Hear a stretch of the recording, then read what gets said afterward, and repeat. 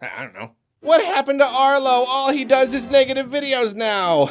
Okay, I swear, it is just coincidence. Sometimes there just happen to be several things that happen in a row that I want to make critical videos on. This is not like a new norm or something.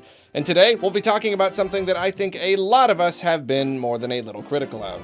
Yep, Nintendo's delightful online service. It's been a year since it launched, and when it did, I made a video detailing its many problems. At the time, there was this idea that, hey, it ain't great now, but maybe it'll improve. Maybe this is just the shaky start, and Nintendo will continue to improve it from here. Maybe by this time next year, the service will rival Xboxes or PlayStations. But now that we know that most certainly did not happen, I'd like to open up the discussion again and look at our first year of NSO. Were there any improvements? Has it been worth the cost? Let's talk about it, and then stay tuned for my next video. Here's a thing that Nintendo's doing that I love, and I want to tell you all about it.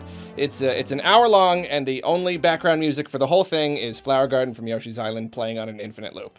Before we even talk about the actual online aspect of Nintendo Switch Online, let's touch on one of the service's biggest disappointments, the NES games. Now, in its own way, the whole idea isn't so bad overall. I always felt that Nintendo was overcharging for these old games, and with an NSO membership, you get unlimited access to all the main ones that you'd want to play. Especially if you've got a family plan and only pay like $7 a year, that's a pretty darn good deal. That is only $2 more than what Nintendo used to charge for a single NES game. On paper, this is all fine.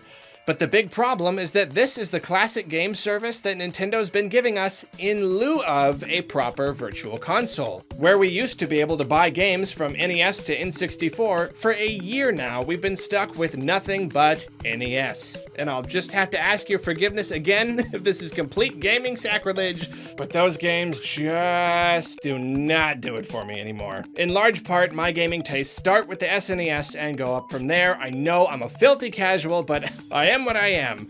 And if only having NES games wasn't bad enough, Nintendo drip-fed titles to us over the course of this last year. And if even that also wasn't bad enough, it took them a year and a half to even give us the drip-fed NES games. Before that, we had nothing. Zip, zilch, nada. It's been 2.5 years now without a proper, satisfying classic game service on the Switch. And considering the handheld nature of the Switch and how many of us have never wanted classic games to play more than we do right now, this stings all the more. It feels like a weird time for Nintendo to hold back on this kind of thing. Fortunately, one of our many prayers were answered recently in a Nintendo Direct when they announced that SNES games were finally coming to the service. And I will say, I was impressed by elements of this move. It was heavily rumored that new platforms on NSO would come with different pricing tiers, and I fully expected that $20 a year price tag to go up to $30. But nope, Shinya Takahashi has assured us that, at least at the moment, it has all come to us at no additional cost. What's more, while the consistency and speed at which we'll get more games is currently up in the air, SNES on NSO launched with a pretty decent lineup.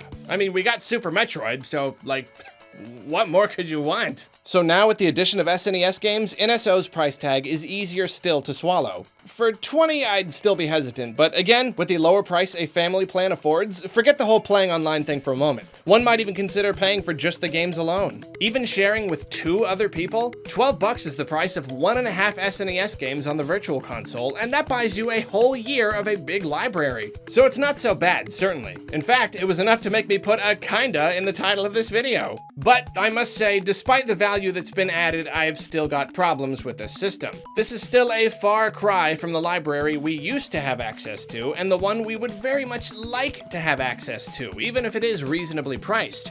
Nintendo said they are done releasing titles regularly every month, and of course, they didn't specify what the new system would be. But even if there's some sort of new structure to releases, are they still going to come in just as slowly? And is it going to take another entire year to get N64 games? And when we get them, are they going to trickle in over the course of a year too? Are GameCube games even on the table? What about the Game Boy and GBA games that were on the 3DS and Wii U? Is there any hope for those? Because we're coming up on the Switch's 3rd 3rd birthday. We've already burned through a significant percentage of its life. Why would they make us wait around like this? Even if they are going to charge more for higher tiers once other systems hit the service, at least give us that option already. Charge us. We're ready for it. We got the money. Let us pay those higher prices and play the stinking games. We're dying here. We don't want to wait for the Switch 2 to play everything we want. And actually, because of Nintendo's track record, I wouldn't even be surprised if they re-released everything again on the Switch 2 or whatever, and we had to wait all over again. I mean, they've done it 3 times now. Why not 4? Oh, missed classic game potential is, unfortunately, not the biggest problem with Nintendo Switch Online, though. Because at the end of the day, the classic games are, in a way, superfluous. If this is the only way for us to get those games on Switch, then the service has got its own kind of separate value. You could treat the classic games like their own thing entirely, and that's fine. But from the beginning, the whole point of Nintendo Switch Online has been to play multiplayer games.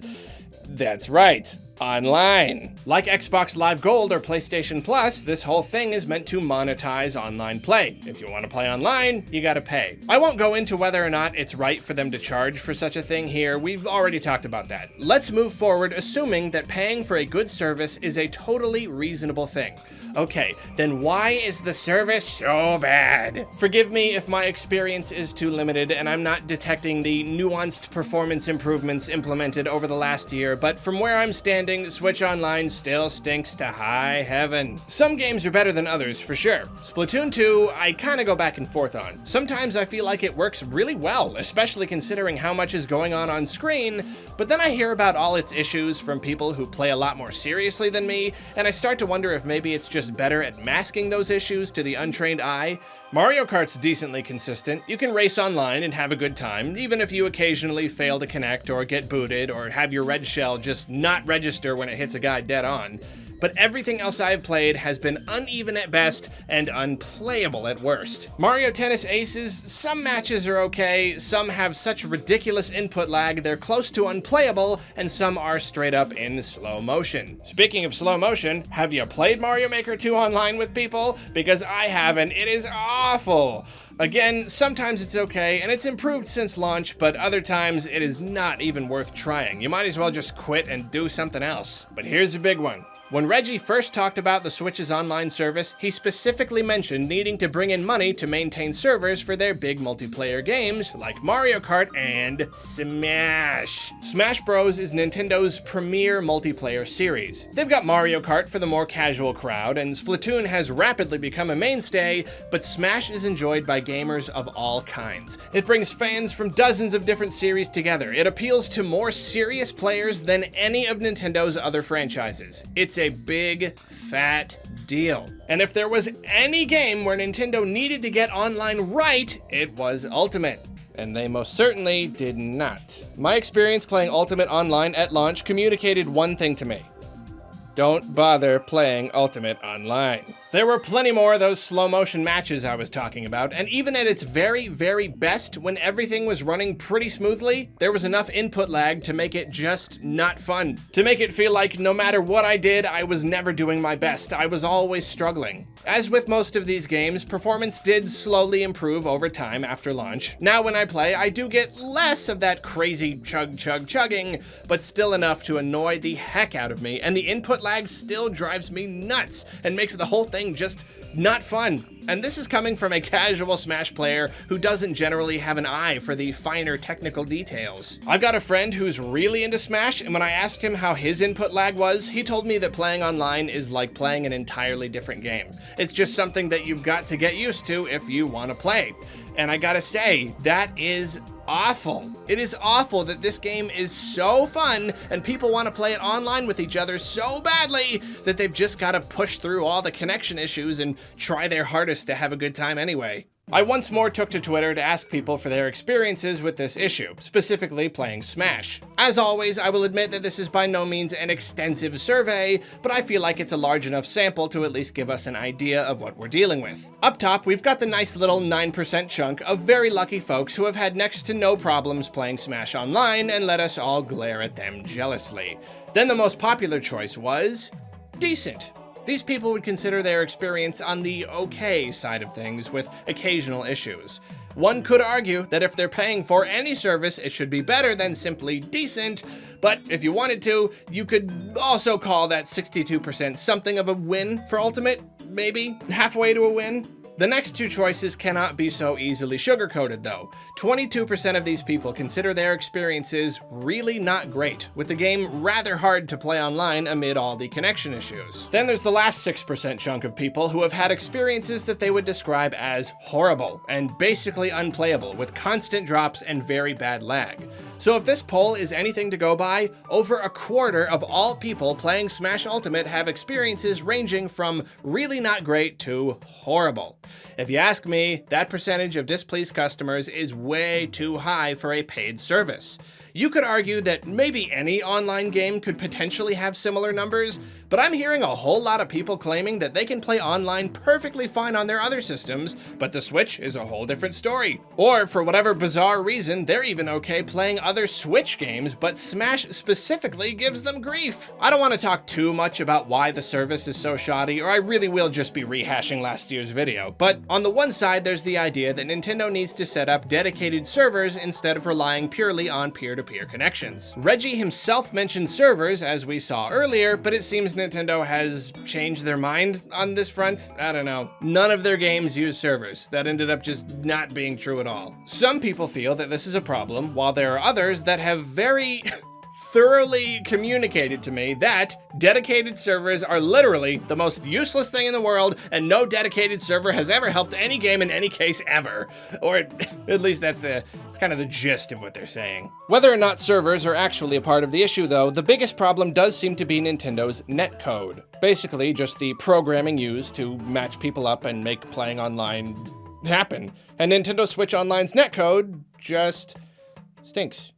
It's just bad. And while it's nice to imagine a tangible improvement like setting up servers, good netcode just comes from tons and tons of development. I hesitate to say much more because I really do not know a lot about this stuff, and others are covering the topic just fine. Lots of people have been pointing me to this video right here.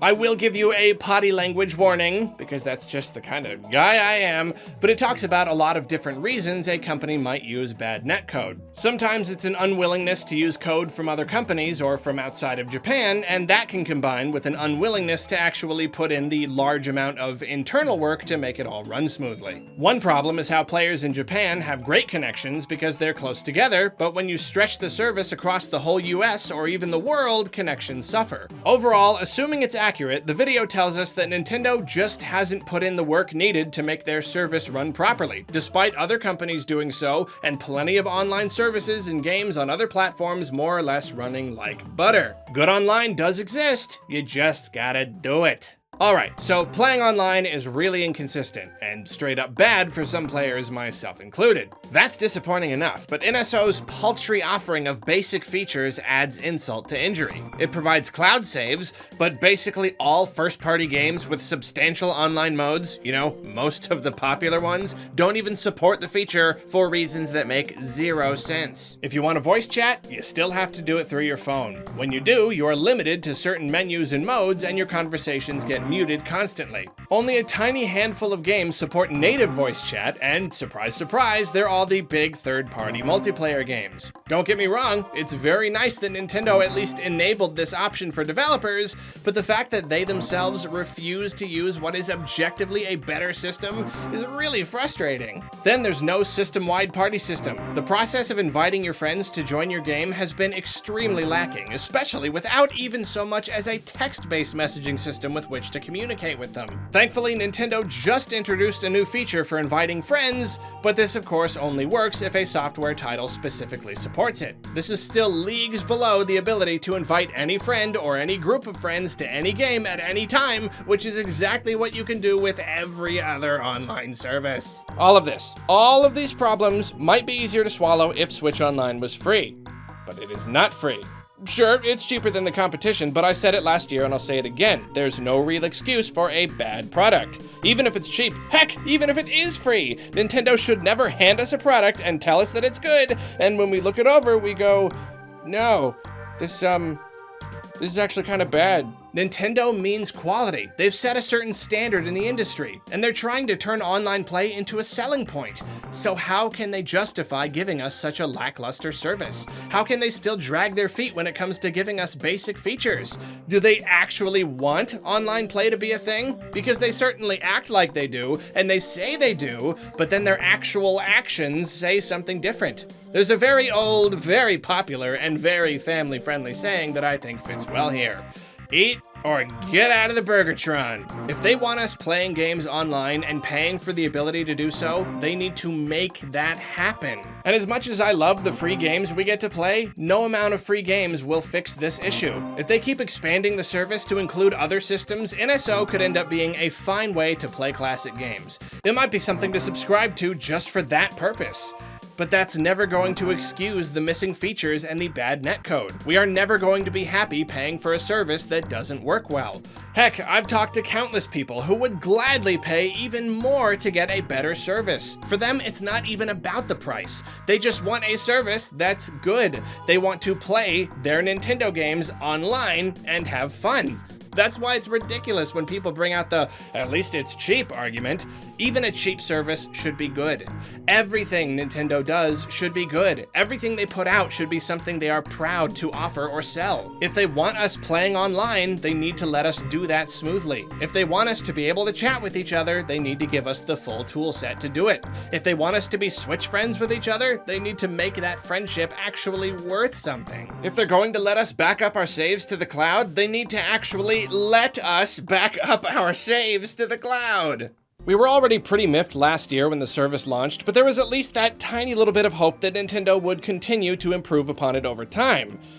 But now that it's been a year and online play is still the way it is, and they're only just now half-heartedly giving us one of many features we want, well, it's harder than ever to stay optimistic that things will change for the better. And I get that developing netcode is not cheap or easy. It sounds like it can take a very large investment. But we're talking about Nintendo here. We're talking about one of the biggest game companies in the industry. We're talking about a massive platform holder that is currently trying to integrate online play into their business model. And it seems like they're just kind of not trying very much at all. It feels a bit like the whole Joy-Con situation I talked about a while back. Nintendo is giving us a bad product, but we love the Switch so much that we're giving them our money anyway, so there's no real incentive for them to fix the problem. Is this a part of their plan? To cheap out on their product and bank on our desperation to have it anyway? Maybe not, but that is certainly how it looks to someone from the outside. When a year can go by and the multi-billion-dollar company still hasn't done much of anything to improve their service, when they've got a multiplayer game that sells 15 million copies but still barely works online for a significant amount of its players, when they'll likely make hundreds of millions of dollars in subscription money alone every single year, and they still haven't invested some of that into the service they're charging for, well, it don't look good. It don't show them in a very good light at all. But what are you gonna do? You know, it just seems like another one of those problems that does not want to go away. Or, hey, people tell me this is bad, but still not as bad as on the Wii U, which itself was better than the Wii, so who knows? Maybe 2 generations from now, in 2031, we'll finally have a serviceable online service. But let me know how all this online nonsense has affected you down in the comments. All your experiences and all that good stuff. And, as promised... You know what I love? Flower Garden from Yoshi's Island. It's like the best song ever. Oh man. Let's just listen for a while. Forget about Switch Online and Pokemon and Joy-Cons. Just enjoy it. Yeah. That's nice.